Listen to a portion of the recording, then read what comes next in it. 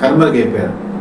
అయితే ఇక్కడ రాజకీయంగా ఎదిగి, సినిమా రంగంలో ఎదిగి ఎంతో గొప్ప స్థాయికి చేరినటువంటి జయప్రద చూసుకున్నా, జయచిత్ర చూసుకున్నా, అలాగే జయసుధ చూసుకున్నా, వాళ్ళు ఆశించినంత విజయాలు సినిమా కెరీర్లో ఉన్నా కూడా మనీ మేనేజ్మెంట్లో మాత్రం విఫలమయ్యారు అని చెప్పుకోక తప్పదు. జయసుధ ఎన్నో గొప్ప సినిమాల్లో నటించి బాగా డబ్బులు సంపాదించి ఒక రిచ్ పర్సన్గా ఎదిగారు. కానీ ఆవిడ చేసిన తప్పల్లా ఏంటంటే మనీ మేనేజ్మెంట్ తెలియకపోవటం. బ్యాంక్ అకౌంట్ అంటే ఏంటి, చెక్ బుక్ అంటే ఏంటి, ఇవన్నీ కూడా వాళ్ళు బిజీగా ఉన్నప్పుడు వాళ్ళకి తెలియదు.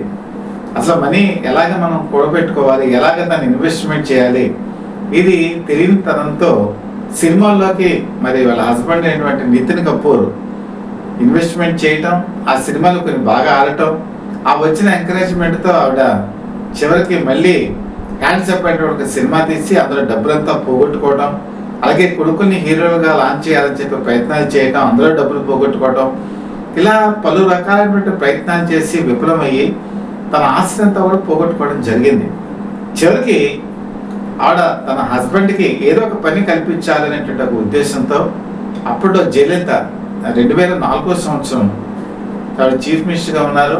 జయ అని చెప్పేసి వాళ్ళకు ఒక ఛానల్ ఉంది జయలలితకి. ఆ ఛానల్లో తమ సీరియల్ గురించి, తమ ఎపిసోడ్ గురించి, ఎపిసోడ్ గురించి ఆవిడ అనేక రకాల ప్రయత్నాలు చేసి కొన్ని ఎపిసోడ్స్ తీసుకొని ఆవిడ టెలికాస్ట్ చేయడం కూడా జరిగింది.